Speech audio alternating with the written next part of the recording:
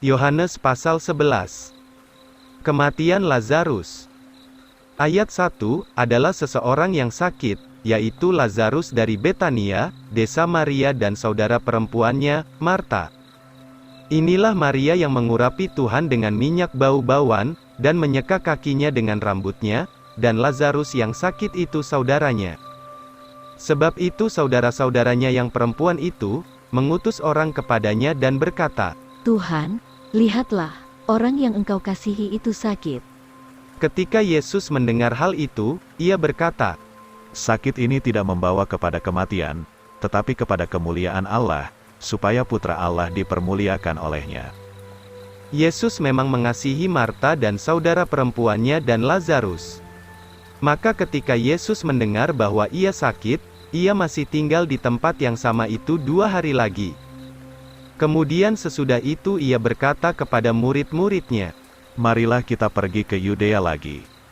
Murid-muridnya berkata kepadanya, Rabi, baru saja orang-orang Yahudi berusaha merajam engkau, dan sekarang engkau hendak pergi ke sana lagi? Yesus menjawab, Bukankah ada 12 jam dalam sehari? Jikalau seorang berjalan pada siang hari, ia tidak akan tersandung, sebab ia melihat terang dunia ini.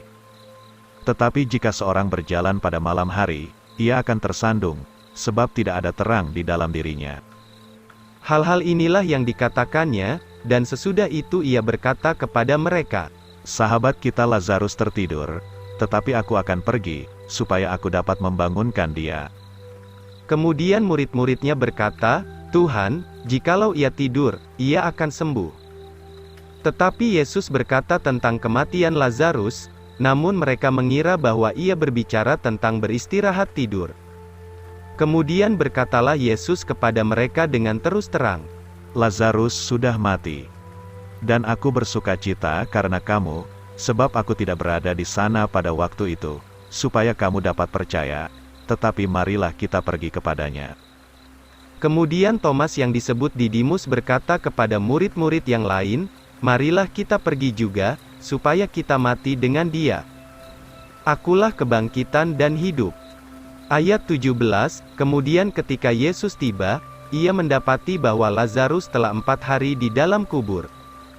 Dan Betania itu dekat Yerusalem, kira-kira 15 stadion jauhnya. Dan banyak orang Yahudi datang kepada Marta dan Maria, untuk menghibur mereka karena saudara laki-lakinya itu. Kemudian Marta, ketika ia mendengar bahwa Yesus datang, pergilah ia menemui Yesus, tetapi Maria duduk di rumah. Kemudian berkatalah Marta kepada Yesus, Tuhan, jikalau engkau ada di sini, saudara laki-laki saya tidaklah mati. Tetapi saya tahu, bahkan sekarang pun, bahwa apa saja yang engkau minta dari Allah, Allah akan memberikannya kepadamu. Yesus berkata kepadanya, Saudara laki-lakimu akan bangkit kembali.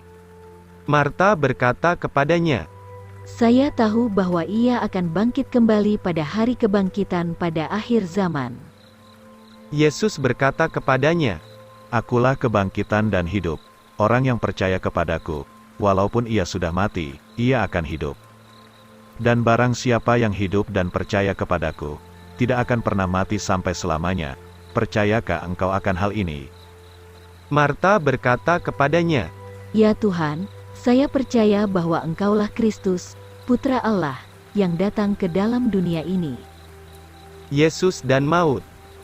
Ayat 28, setelah ia berkata demikian, ia pergi memanggil Maria saudaranya perempuan secara diam-diam, katanya, Guru ada di sini, dan ia memanggil engkau.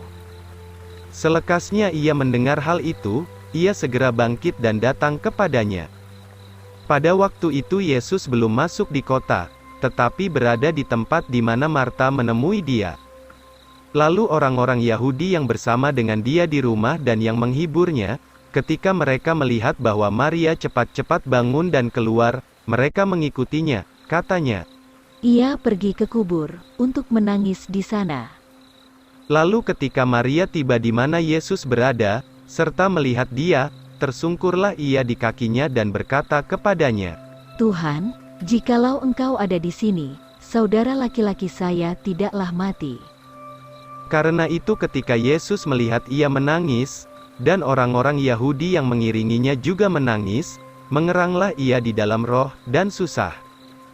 Dan katanya, "Di manakah kamu membaringkan dia?" Mereka berkata kepadanya, Tuhan, mari dan lihatlah. Yesus menangis. Lalu orang-orang Yahudi itu berkata, Lihat, bagaimana ia mengasihi dia. dan beberapa dari mereka berkata, Tidak dapatkah orang ini, yang sudah mencelikkan mata orang buta, juga membuat orang ini tidak mati?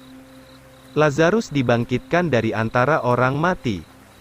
Ayat 38, kemudian Yesus, yang mengerang lagi di dalam dirinya, datang ke kubur itu. Kubur itu adalah sebuah gua, dan sebuah batu terletak di atasnya. Yesus berkata, "Singkirkanlah batu itu."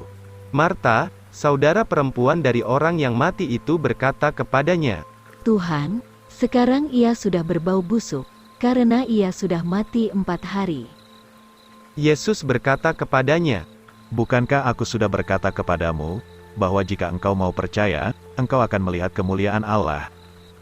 Kemudian mereka menyingkirkan batu itu dari tempat di mana orang mati itu dibaringkan.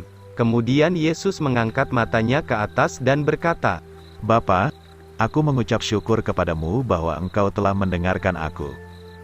Dan aku mengetahui bahwa engkau selalu mendengarkanku, tetapi oleh sebab orang banyak yang berdiri di sini, aku mengatakannya, supaya mereka boleh percaya bahwa engkaulah yang mengutus aku." Dan sesudah ia mengatakan hal-hal ini, berserulah ia dengan suara yang nyaring, "Lazarus, keluar!" Maka Lazarus yang sudah mati itu pun keluarlah dengan tangan dan kakinya terikat kain kafan, dan mukanya terikat dengan sapu tangan. Yesus pun berkata kepada mereka, "Lepaskan dia, dan biarkan ia pergi." rencana untuk membunuh Yesus. Ayat 45, lalu banyaklah dari antara orang Yahudi yang datang kepada Maria, melihat apa yang diperbuat Yesus, percaya akan dia. Tetapi beberapa dari antara mereka, pergi kepada orang-orang Farisi, dan memberitahukan apa yang telah dibuat Yesus. Kemudian imam-imam kepala dan orang-orang Farisi menghimpunkan majelis besar, dan berkata, apakah yang akan kita lakukan, sebab orang ini mengerjakan banyak mukjizat. Jikalau kita membiarkan dia seperti ini, semua orang akan percaya kepadanya, dan orang-orang Roma akan datang dan merampas tempat dan bangsa kita. Tetapi seorang dari mereka yang bernama Kayafas, yang menjadi imam besar pada tahun itu, berkata kepada mereka, kamu tidak mengetahui apa-apa sama sekali. Dan tidak terpikirkan olehmu, bahwa berfaedahlah bagi kita, jika seorang mati bagi orang banyak, supaya jangan seluruh bangsa binasa. Dan ini dikatakannya bukan dari dirinya sendiri, tetapi sebagai imam besar tahun itu, ia bernubuat bahwa Yesus akan mati untuk bangsa itu. Dan bukan hanya untuk bangsa itu saja, tetapi juga supaya ia menghimpunkan bersama-sama menjadi satu, anak-anak Allah yang tercerai-berai itu. Maka sejak hari itu mereka bermufakat untuk membunuh dia. Sebab itu Yesus tidak lagi berjalan terang-terangan di antara orang-orang Yahudi, melainkan ia pergi dari sana ke daerah dekat padang gurun, ke dalam sebuah kota yang disebut Efraim, dan tinggallah ia di sana bersama-sama dengan murid-muridnya. Dan pasca orang Yahudi sudah dekat, dan banyak orang dari daerah itu naik ke Yerusalem sebelum Paskah, untuk menyucikan dirinya. Kemudian mereka mencari Yesus, dan berkata di antara mereka sendiri, sementara mereka berdiri di dalam bait Allah, bagaimanakah pendapatmu, akan datangkah ia ke perayaan ini?